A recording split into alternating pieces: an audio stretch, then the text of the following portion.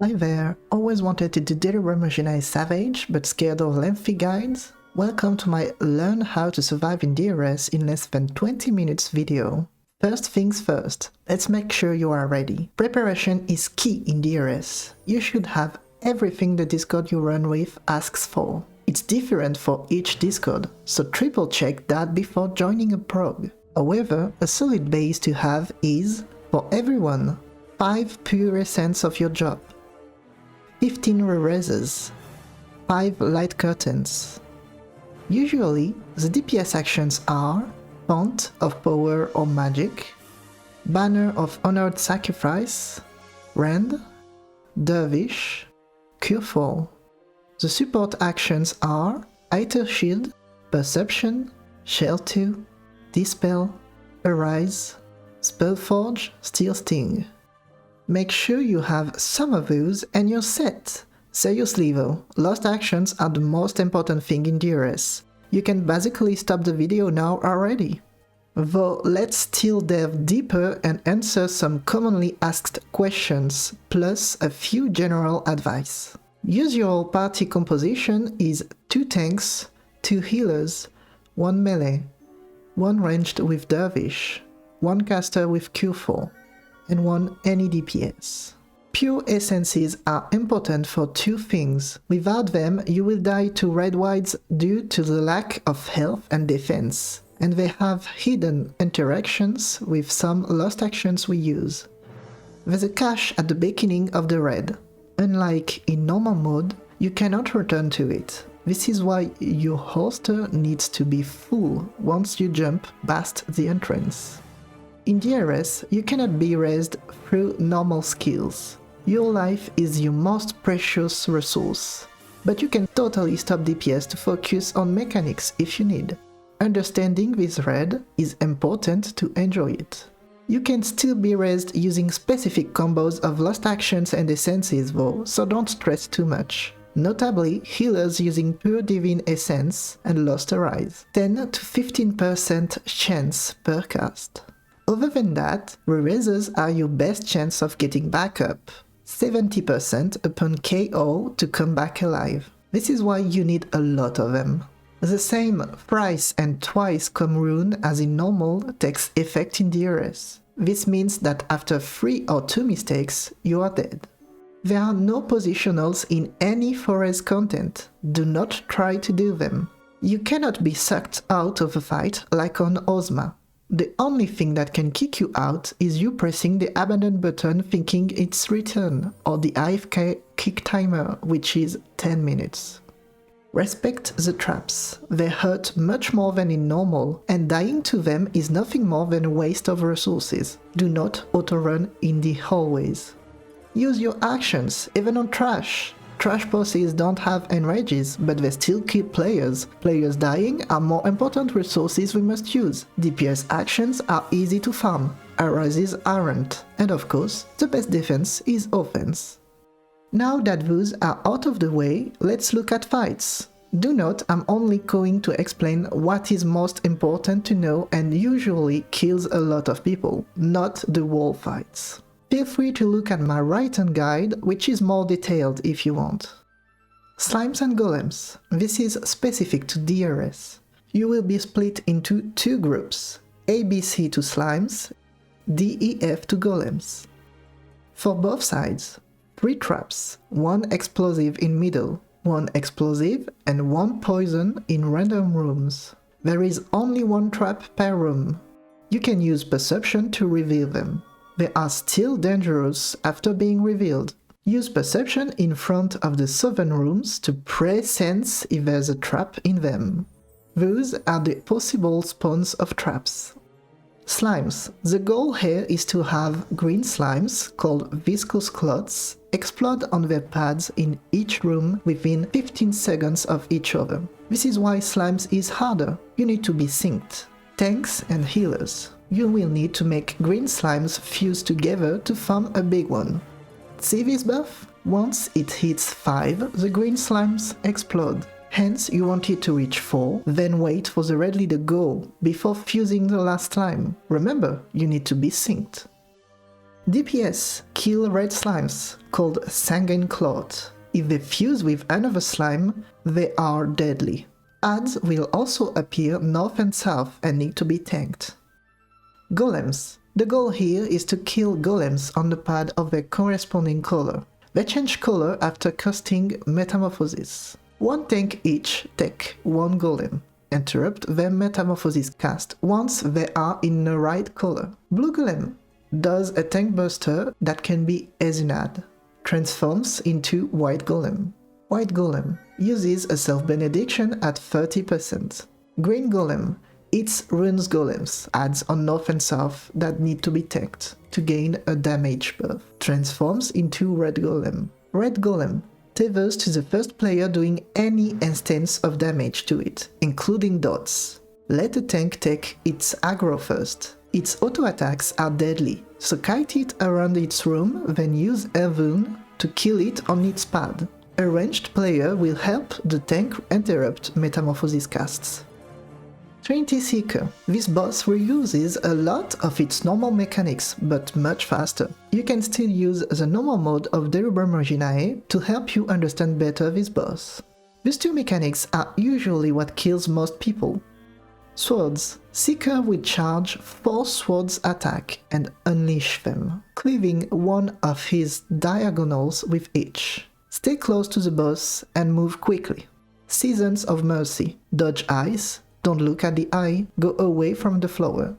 For more minor important mechanics, Ravana dashes. Several clones jump on the edge of the arena, then do a line AoE. Sand and tiles. Seeker makes all the rings of what he stands on explode. Earth Shakers. Coupled with sand and tiles, 3 players will get targeted by Earth Shakers coming from the middle and must aim them away from the main party without staking them, while standing on the correct ring. Dahu. Keep your eyes open. This is an AoE fight. Dodge in time and don't get killed. Small limit cut. 1 dot to marker 1, 2 dots to marker 2, etc. Flare markers are tank busters. Queen's Guards. This fight's mechanics are reused on Queen, so it's important to focus and learn about them. The guards appear by duos and need to die at the same time. If one dies, the other launches their enrage. Keep them equal. First duo, Knight and Warrior. They will make themselves immune to physical or magical damage. This is random. Healers have to apply Spellforge and Steel Sting during the countdown, so you can easily remove or keep it to inflict the correct type of damage. Boost. Warrior boosts a damage. Use Dispel. During this fight, you may get tethered, then have a debuff called Reversal of Forces applied to you. This means your gravity is reversed.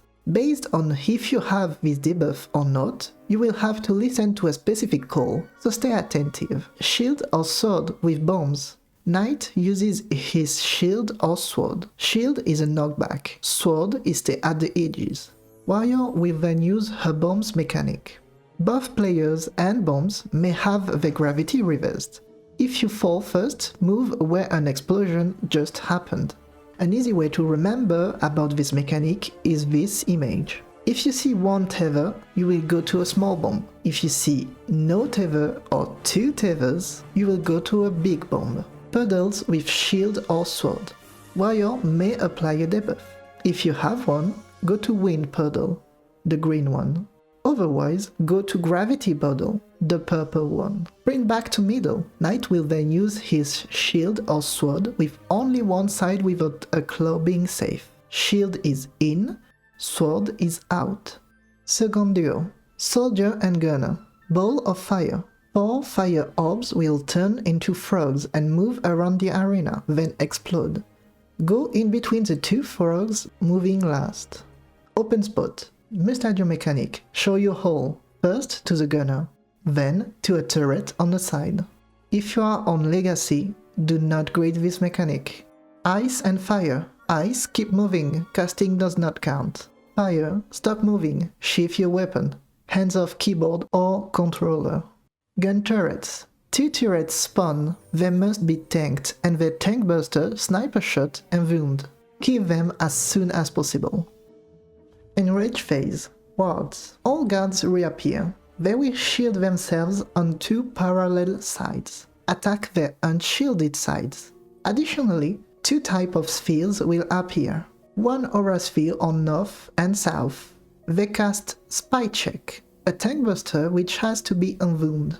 Tanks with unwound available need to provoke them to bait this tank buster on themselves. If killed in time, Spy Check will be announced by a red marker. If not, it will target 2 random players per sphere.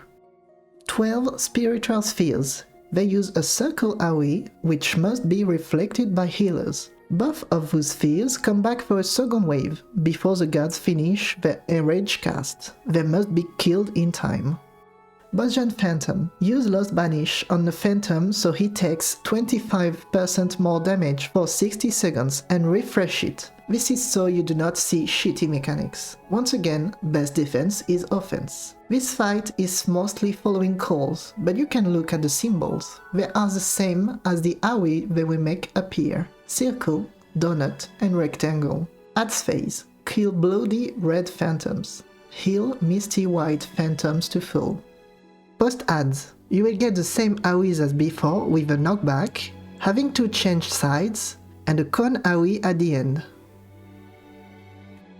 Trinity Avowed. Probably the hardest fight, because a lot of its mechanics are personal, maths, but with temperatures. Red Whites start packing a punch here. No, really. They require heavy mitigation, or a lost action from tanks. Iter Shield. Make sure at least one, if not both tanks have it, and use it on Glory of Bozja. Avowed will use 3 weapons: sword, staff and bow. She will use each of them twice, each rotation of weapon having different mechanics. So, example given, staff 1 will be different from staff 2, and etc. You will receive several types of debuffs. Post-march. At the end of the timer, will move you 2 squares towards a random direction indicated by your debuff. Temperature. Same as normal, will give you a temperature ranging from -2 to +2. It has no timer. Consider it more as a status you need to make not roll before the end of the mechanic. Brand. Appears during the second wave of weapons. Ranges from -2 to +2 and adds itself on top of your temperature. So, how does solving temperature and brand works? Your temperature can be changed, your brand cannot. Therefore, you will need to change your temperature to be the opposite of your brand, nullifying it in the process. Example given, I have -2 as my brand. My temperature will need to be +2 to nullify it. Now let's take a look at weapons. Sword. 3 clones appear and will help the boss cleave a side of the arena each. This will result in 1 square left untouched, called safe spot. This is what the red leader will call. Each cardinal of this safe spot will be cleaved by a different temperature. Move to the correct cardinal to be neutral. The order to resolve this mechanic shall be done as so. First, start on the safe spot. Second, look at the swords, not the clones. Go where the sword you need points to, 1 square away from the safe spot. Staff. 4 meteors will appear, and you will need to use your first march to go to the correct one in staff 1. You will need to move to the correct one while dodging clone lines AoEs on the side on staff 2. Remember to heal, this hurts a lot. Bow. Flames will appear either west or east, making the opposite side safe. Use your first march to go to the safe side on bow 1. Sprint after dodging clone lines AoEs on the side on bow 2. Trinity Avowed then shoots 4 temperatures arrows, leaving 1 neutral square free if you need to be 0, and starts a ladder game. Move manually to the correct end spot of the arrow you need on bow 1. And use your force marched to end on it on bow 2. Be careful not to get force marched into the wall. Stygimoloch Lord. The real danger here is the adds phase. Outside of it, the fight is mostly dodging stuff. But don't get lazy now, you still need to dodge to stay alive. Adds phase starts at 70% and makes the boss untargetable. 4 adds will appear on each cardinal, and the arena will change with 2 circles being safe, inner one and outer one. Inner ring, fire and earth orbs appear. Healers will handle them. Fire needs to be reflected. Careful, this AoE is not telegraphed. Earth needs to be dispelled and killed. Outer ring. Adds auto give 1 rune stack, 2 and you're dead. So 1 tank needs to kite 1 add each around the arena clockwise. If adds are too close to each other or the middle, they gain a speed buff. After a few seconds, adds will use entrapment, each spawning a trap in their respective lane, except on the cardinals. So be on one to be safe. Tanks will need to enveln and explode the trap, sometimes while kiting in the process. For both the inner and outer ring, while all of this is happening, notches will need to be used for 2 mechanics. Debuff. Personal mechanic. You will either get one or the other. Sacrifice will pull you in. Wanderer will push you out. Most people remember them this way. On the debuff illustration, pull seems to be sucking you in. Push seems to be yeeting you.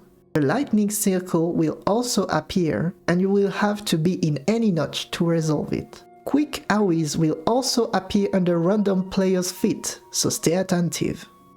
The Queen. Almost there, time to play chess.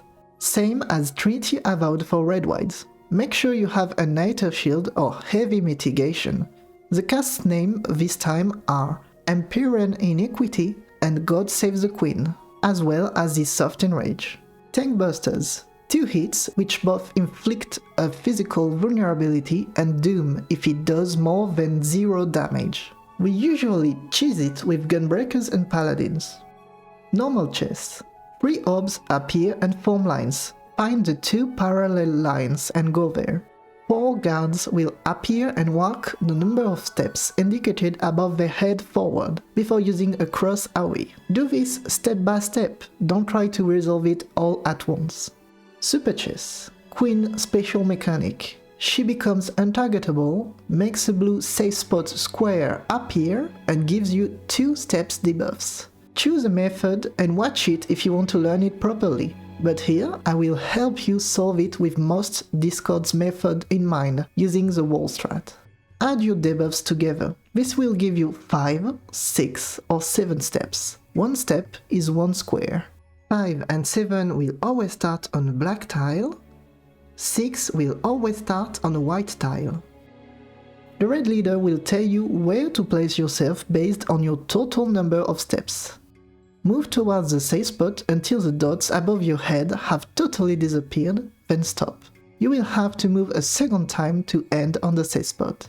Sovereignty. Once the bar reaches 100 and you hear a ding, use your light curtain and dispel 4 buffs of the Queen. Relentless plays. Queen and Queen's Guards mechanics together. 1. Parallel lines, debuff or not. Wind and gravity puddles. Open spot to gunner, then to turret. 2. Knockback from center with Queen Slash. Pivot clones AoEs with Queen Slash. 3. Night position bait. Shield or swords close AoE. Turret lines AoE. Sovereignty. 4. Knockback from blue line 2 squares. This can be anti-KB'd. Debuff or not. Freeze, pyretic, bombs. Soft Enrage. Guards will reappear and do several red whites one after the other, with Queen's Wands on top of it. Healers must focus on healing only. Tanks must use Hyper Shield one after the other. Good luck, this is the last push.